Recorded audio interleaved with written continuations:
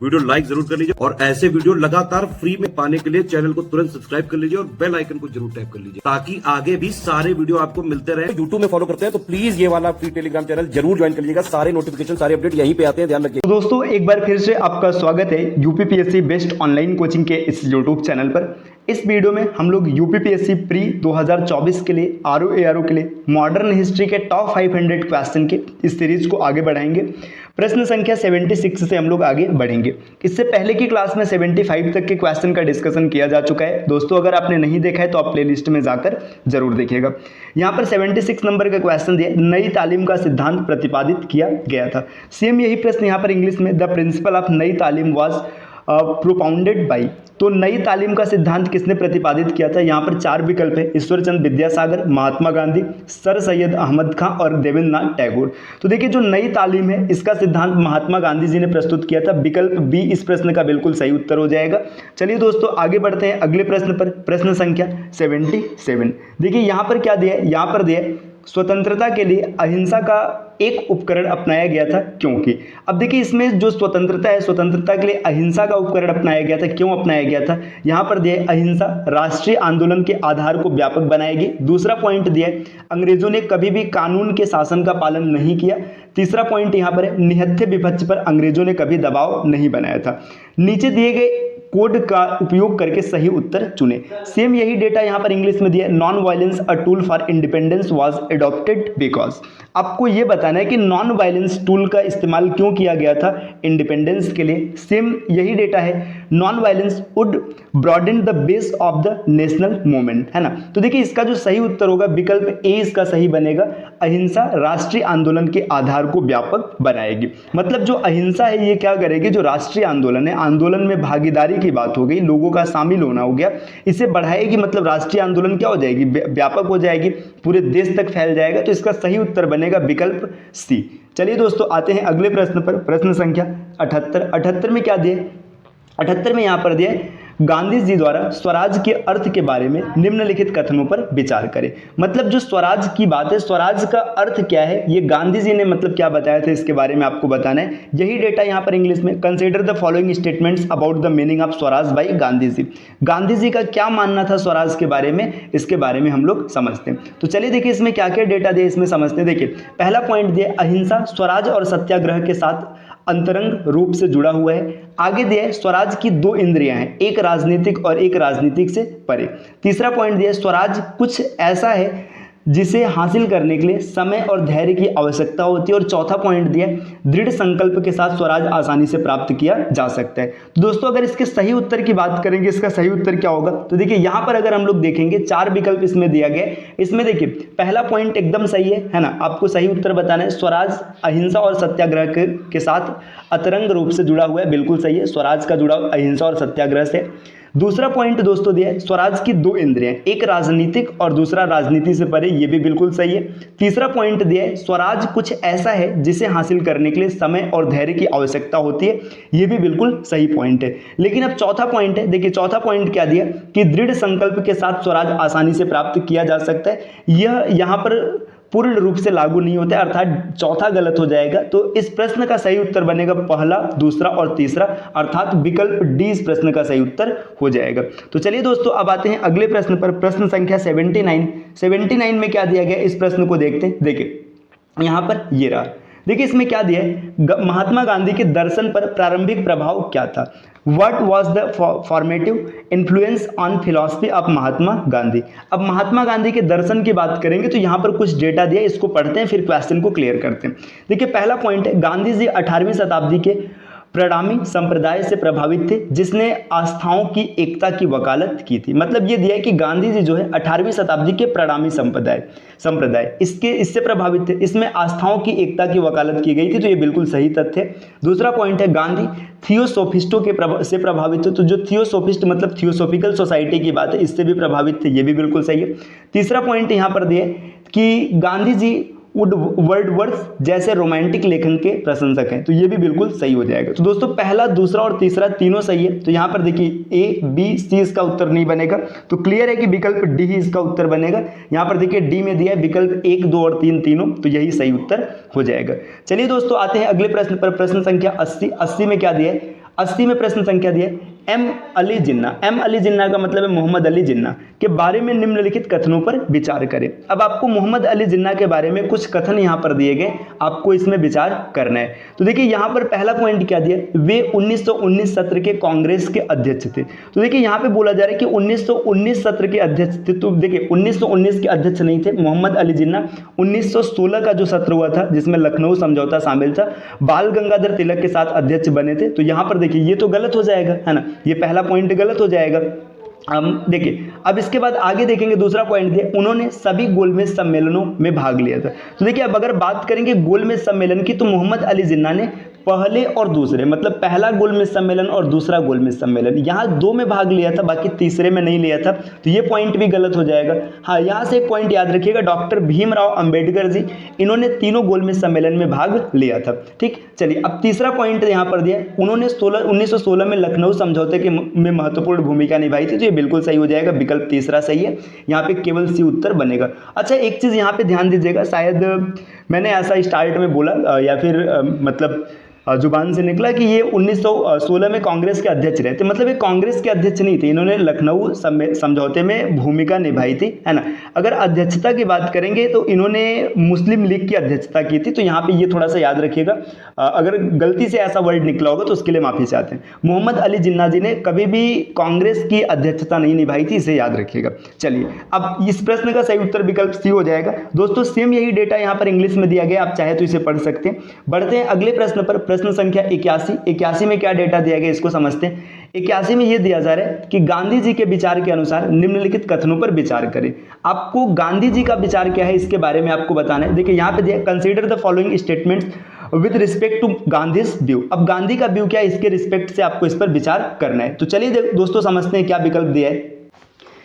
तो देखिए दोस्तों यहाँ पर जो विकल्प दिए गए, अब विकल्प क्या क्या है। गांधी जी के अनुसार धन के लिए पूंजीपति एक चोर था। देखिए the capitalist was amassed wealth was the thief according to Gandhi ji, मतलब गांधी जी के अनुसार ये कहा गया ना कि जो पूंजीपति है ये एक चोर है। तो देखिए गांधी जी के विचारधारा के अनुसार देखेंगे तो उन्होंने ऐसा कहा था, ये बिल्कुल सही है ना। दूसरा पॉइंट है, उन्होंने पूंजीपतियों के लिए अपने ट्रस्टीशिप के सिद्धांत को सामने रखा था, ये भी बिल्कुल सही, गांधी जी ने ट्रस्टीशिप का सिद्धांत दिया था पूंजीपतियों के लिए। तो दोनों सही हो जाएगा। तो गांधी जी के विचारधारा के अनुसार देखेंगे तो यहाँ पर दोनों सही होगा, विकल्प सी इस प्रश्न का सही उत्तर बनेगा। चलिए दोस्तों आते हैं अगले प्रश्न पर, प्रश्न संख्या 82। 82 में क्या दिया, निम्नलिखित कथनों पर विचार कीजिए। यहाँ पर कुछ कथन दिया गया, इन कथन पर आपको विचार करना है और आपको बताना है सही उत्तर। देखिए यहाँ पे डेटा दिया, बोस ने भारत के औद्योगिकीकरण के लिए कुटीर उद्योग को बढ़ावा देने की वकालत की। देखिए Bose advocated the promotion of cottage industries for India's industrialization, है ना। जो भारत का इंडस्ट्रियलाइजेशन करना था, मतलब औद्योगिकीकरण था, तो बोस ने ये चीज कहा कि जो कुटीर उद्योग हैं इन्हें बढ़ावा देना चाहिए। तो ये बिल्कुल सही है, सुभाष चंद्र बोस जी ने इसी को बढ़ावा दिया था। दूसरा पॉइंट है, आर्थिक विकास में सोवियत संघ द्वारा प्राप्त सफलता से गांधी जी बहुत प्रभावित हुए।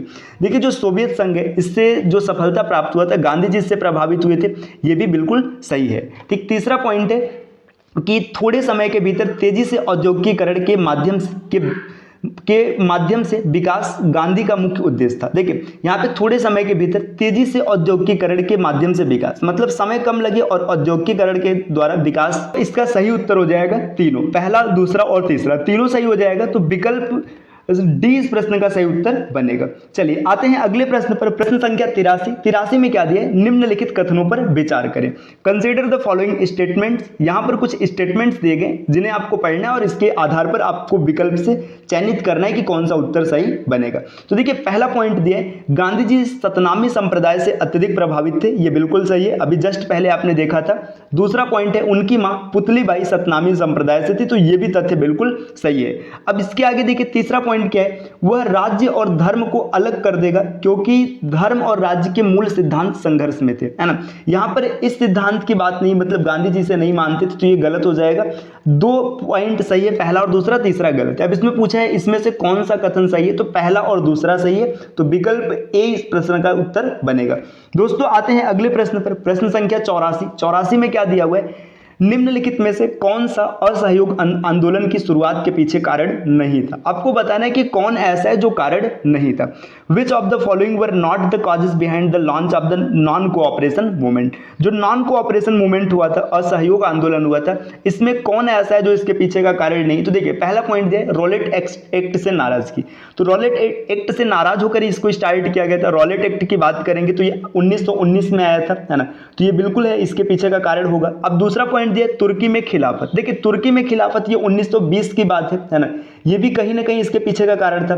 फिर आगे है 1919 का बीमार पंजाब, है ना, 1919 का बीमार पंजाब ये भी कारण बना था। तो इन तीनों मतलब ये तीनों ऐसे थे जो असहयोग आंदोलन के पीछे कारण बने थे। इसमें पूछा है कि कौन सा नहीं है, तो इसमें भाई कोई ऐसा नहीं है जो नहीं है, तीन के तीनों है। तो विकल्प डी इस प्रश्न का सही उत्तर हो जाएगा, इसमें से कोई नहीं। चलिए दोस्तों आते हैं अगले प्रश्न पर, प्रश्न संख्या 85 में यहाँ पर क्या दिया गया, 85 नंबर का क्वेश्चन देखते हैं। इसमें ये दिया रॉलेट एक्ट 1919 के संबंध में निम्नलिखित कथनों पर विचार कीजिए। Consider the following statements with respect to the Rowlatt Act 1919। तो 1919 का रॉलेट एक्ट क्या था, इसके संदर्भ में आपको यहाँ पे कुछ पॉइंट दिए गए, आपको इस पॉइंट को पढ़ना है और बताना है कि इसमें से कौन सा तथ्य और यहाँ पर सही है। तो देखिए पहला पॉइंट दिया अधिनियमों में कुछ राजनीतिक मामलों को कुछ क्षेत्राधिकार के बिना आजमाने की अनुमति दी थी। तो मतलब ऐसा कहा गया था कि कुछ ऐसे नियम होंगे जिसमें कोई राजनीतिक मामला नहीं होगा, फिर भी आप इसे आजमा सकते हैं, बिल्कुल सही हो जाएगा। दूसरा पॉइंट है इसके बिना किसी परीक्षण के अनिश्चित काल के लिए निवारक निरोध की सरकारी शक्तियां दी। मतलब रॉलेट एक्ट में यह प्रावधान किया गया कि कोई भी परीक्षण नहीं होगा, कोई भी जांच नहीं होगा, अनिश्चित काल के लिए निवारक निरोध, मतलब उन्हें ऐसे समझिएगा कि गुमनाम तरीके से जेल में बंद करके रखा जा सकता था। तो ये भी सही है। अगला पॉइंट दिया लॉर्ड इरविन के वायसरायशिप के दौरान इसे निरस्त कर दिया गया था। तो देखिए इसे निरस्त किया गया था लॉर्ड वायसराय, उस समय जो लॉर्ड इरविन थे वो वायसराय नहीं थे। जब इसे निरस्त किया गया था तो उस समय वायसराय थे लॉर्ड रीडिंग, है ना। तो ये लॉर्ड रीडिंग के समय नष्ट किया गया था, मतलब निरस्त किया गया था। तो विकल्प तीसरा गलत हो जाएगा। इस प्रश्न का सही उत्तर अगर देखा जाए तो पहला और दूसरा ये सही होगा। तो यहां पर अगर देखा जाए तो विकल्प ए इस प्रश्न का सही उत्तर बन जाएगा। दोस्तों आते हैं अगले प्रश्न पर, प्रश्न संख्या 86 में क्या डेटा दिया गया इसको समझते हैं। इसमें यह डेटा दिया गया कि निम्नलिखित में से किस उदाहरण में महात्मा गांधी ने उपवास का सहारा नहीं लिया। मतलब यहां पर चार आपको ये देखिए 4 आंदोलन या फिर 4 तथ्य दिए गए। इन 4 में से 3 में गांधी जी ने उपवास का सहारा लिया था। अब एक ऐसा है जिसमें उपवास का सहारा नहीं लिया था, या 2 से ज़्यादा भी हो सकता है। तो आपको यही बताना है कि किसमें गांधी जी ने उपवास का सहारा नहीं लिया था। तो चलिए देखते हैं, पहले की बात करेंगे 1935 में गवर्नमेंट इंडिया एक्ट के खिलाफ। तो यहाँ पर गांधी जी ने उपवास नहीं किया था, तो ये उत्तर में जाएगा। अहमदाबाद हड़ताल मिल, इसमें गांधी जी ने उपवास का सहारा लिया था, है ना, तो ये उत्तर नहीं बनेगा। आगे है 1948 में दिल्ली में सांप्रदायिक शांति के लिए, यहां पर गांधी जी ने क्या किया था, यहां पर भी उन्होंने उपवास का सहारा लिया था, है ना, तो ये भी उत्तर नहीं बनेगा। आगे है काकोरी की घटना के बाद, तो यहां पर गांधी जी ने उपवास नहीं किया था, तो ये सही हो जाएगा। तो देखिए कहां कहां उन्होंने उपवास का सहारा नहीं लिया, पहले में नहीं लिया और चौथे में नहीं लिया। तो पहला चौथा मतलब विकल्प सी इस प्रश्न का सही उत्तर बनेगा। अब देखिए गांधी जी ने कहां कहां उपवास किया था इसके बारे में समझ लेते हैं हम लोग। देखिए सबसे पहले अहमदाबाद मिल हड़ताल, इसे याद रखिएगा, अहमदाबाद का जो मिल हड़ताल होता है यहां पर गांधी जी ने उपवास किया था, है ना। जलियांवाला बाग हत्याकांड जो हुआ था, जलियांवाला बाग हत्याकांड, गांधी जी ने यहां पर भी उपवास लिया था। चौरी चौरा का जो घटना हुआ था, चौरी चौरा घटना, यहां पर भी गांधी जी ने उपवास का सहारा लिया था। इसके बाद 1924 में, है ना, हिंदू मुस्लिम एकता के लिए इन्होंने उपवास लिया था, है ना। इसके बाद 1932 की बात करेंगे तो जो सांप्रदायिक पुरस्कार था यहां पर इन्होंने उपवास का सहारा लिया था। 1934 में हरिजन अभियान की गंभीरता के लिए उन्होंने उपवास लिया था। फिर भारत छोड़ो आंदोलन के खिलाफ मतलब के संदर्भ में इन्होंने उपवास लिया था। और 1948 में दिल्ली में सांप्रदायिक शांति के लिए भी इन्होंने उपवास लिया था। तो पहला और चौथा इस प्रश्न का सही उत्तर बन जाएगा। बाकी कभी और हड़ताल से जुड़े क्वेश्चन आएंगे तो आप आसानी से उसे टैकल कर लेंगे। चलिए दोस्तों अगले प्रश्न पर आते हैं, प्रश्न संख्या 87 में यहां पर क्या दिया, स्वराजवादी नेताओं के प्रति गांधी जी का दृष्टिकोण क्या था। आपको यह बताना है कि जो स्वराजवादी नेता थे उनके प्रति गांधी जी का क्या दृष्टिकोण था। यहां पर यह डेटा दिया है पहला दूसरा, इसमें बताना है कौन सा सही होगा, सही का उत्तर चुनना है। देखिए वह स्वराजवादियों के परिषद प्रवेश कार्यक्रम के विरोधी थे। मतलब स्वराजवादी जो है ना, ये परिषद प्रवेश कार्यक्रम जो कर रहे थे इसके विरोधी थे, तो बिल्कुल सही हो जाएगा। जवाहरलाल नेहरू और सरदार पटेल स्वराज पार्टी का हिस्सा थे, मतलब ये स्वराज पार्टी का हिस्सा थे, तो ये यहाँ पे गलत हो जाएगा। देखिए गांधी जी की का दृष्टिकोण पूछा है तो पहला ही सही बनेगा, विकल्प ए इस प्रश्न का सही उत्तर बनेगा। दोस्तों आते हैं अगले प्रश्न पर, प्रश्न संख्या 88 में क्या दिया, नेहरू रिपोर्ट के संदर्भ में निम्नलिखित कथनों पर विचार करें, है ना। अब बात करेंगे हम लोग नेहरू रिपोर्ट, है ना। इसमें पहला पॉइंट क्या दिया, इन्होंने भारत के लिए प्रमुख स्थिति की मांग की, मतलब भारत के लिए प्रमुख स्थिति की मांग की, बिल्कुल सही है ना। दूसरा पॉइंट यहाँ पर दिया, यह अल्पसंख्यकों के लिए अलग निर्वाचक मंडल और सीटों के आरक्षण की वकालत करता है, तो नेहरू रिपोर्ट में ऐसा कुछ भी नहीं था, ये गलत हो जाएगा। तो अगला पॉइंट दिया, संविधान में भारत के लोगों के लिए मौलिक अधिकारों का प्रावधान हो, ये भी नेहरू रिपोर्ट में कहा गया था। तो पहला और तीसरा मतलब 1 और 3 इस प्रश्न का उत्तर बनेगा, विकल्प सी यहां से सही बन जाएगा। दोस्तों आते हैं अगले प्रश्न पर, प्रश्न संख्या 89 में क्या दिया है कि साइमन कमीशन के संदर्भ में निम्नलिखित कथनों पर विचार कीजिए, है ना। यहां पर यह दिया है कि साइमन कमीशन जो भारत आया था, तो इसमें आपको बताना है कि कौन कौन सा कथन यहां पर सही होगा।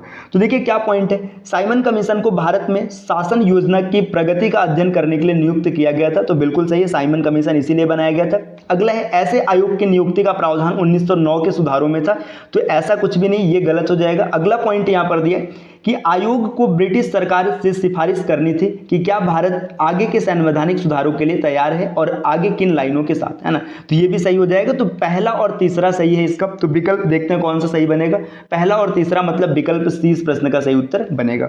दोस्तों आते हैं प्रश्न संख्या 90 और आज की क्लास के अंतिम प्रश्न पर। इसमें क्या दिया, देखिए प्रश्न संख्या 90 में ये डेटा दिया गया है कि साइमन कमीशन के संदर्भ में निम्नलिखित कथनों पर विचार कीजिए, मतलब जो डेटा वहां पर दिया था वही चीज यहां पर भी दी है। अब इसमें थोड़ा सा पैटर्न बदला हुआ है। साइमन आयोग में 6 ब्रिटिश और 1 भारतीय सदस्य शामिल थे, बिल्कुल सही है। कांग्रेस ने हर चरण और हर रूप में आयोग का बहिष्कार करने का फैसला किया, है ना। देखिए ये यहाँ पे थोड़ा सा मतलब गलत तथ्य दिया है। अगला पॉइंट है, 1927 में मद्रास के कांग्रेस अधिवेशन सफल हुआ और कांग्रेस ने पूर्ण स्वतंत्रता को अपना लक्ष्य घोषित किया था, है ना। तो इसके बाद देखेंगे यहाँ पे साइमन कमीशन के संदर्भ में डेटा दिया है, तो ये भी गलत हो जाएगा। तो साइमन आयोग में 6 ब्रिटिश और 1 भारतीय सदस्य थे, ये बिल्कुल सही, विकल्प ए इस प्रश्न का उत्तर बनेगा, है ना। यहाँ पे साइमन कमीशन के संदर्भ में पूछा गया था। तो दोस्तों ये आज के क्वेश्चंस रहे, मिलते हैं आपसे अगले वीडियो में कुछ नए कॉन्सेप्ट के साथ, तब तक के लिए नमस्कार।